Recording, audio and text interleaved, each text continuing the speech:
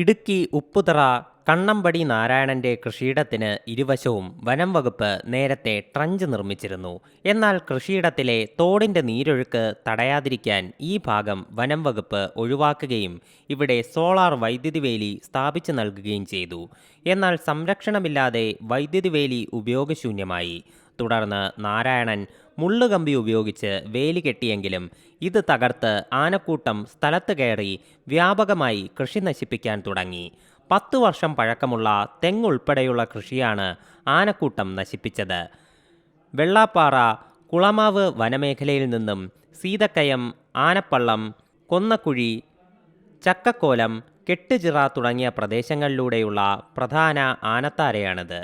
കാട്ടാനശല്യം രൂക്ഷമായതോടെയാണ് സ്വന്തം ചെലവിൽ പ്രതിരോധം തീർക്കാൻ നാരായണൻ തീരുമാനിച്ചത്.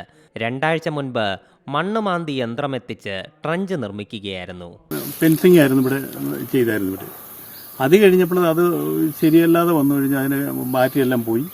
ഇങ്ങനെയെല്ലാം വന്നു കഴിഞ്ഞപ്പോൾ രണ്ടാമത് അവരോട് പറഞ്ഞു കഴിഞ്ഞപ്പോൾ അവർ ട്രഞ്ച് മറിച്ച് കഴിഞ്ഞ് ഈ തോടിൻ്റെ സൈഡിൽ ചെന്നപ്പോഴത്തേന് അവർ അത്രയും ഭാഗം ഒഴിവാക്കിയിട്ട് കുറച്ച് ഭാഗം ബാക്കി അങ്ങനെ തീർത്ത് ബാക്കിയും കൂടെ ട്രഞ്ച് മറിച്ച് പോയി.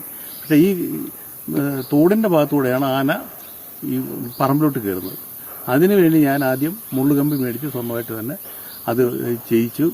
രണ്ടാമത് അത് പഴയതായപ്പോൾ അതിൻ്റെ മുകളിൽ കമ്പ് വീഴുകയൊക്കെ ചെയ്തപ്പോൾ തന്നെ അതിന് മുകളിൽ കൂടെ കയറി ഈ കൊല്ലമാണ് ശല്യം. അതുകൊണ്ട് ഞാൻ രണ്ടാമത് ഈ കിടങ്ങ് അവരോടൊക്കെ ചോദിച്ചിട്ട് അത്രയും ഭാഗം റേഞ്ച് മറിച്ചിട്ട് ആ കമ്പി ബാക്കി കിട്ടിയിരിക്കുക.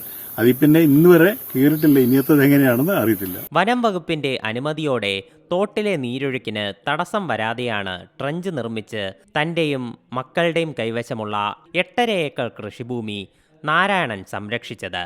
മുൻ പഞ്ചായത്ത് അംഗവും പ്രമുഖ ആദിവാസി വനസംരക്ഷണ പ്രവർത്തകൻ കൂടിയാണ് KC Narayanan. C Malayalam news, Idukki. പുതിയ വാർത്തകളും വിശേഷങ്ങളും ഇനി വിരൽ തുമ്പിൽ. എല്ലാ ഡിജിറ്റൽ പ്ലാറ്റ്ഫോമുകളിലും ഇപ്പോൾ സി മലയാളം ന്യൂസ് ലഭ്യം.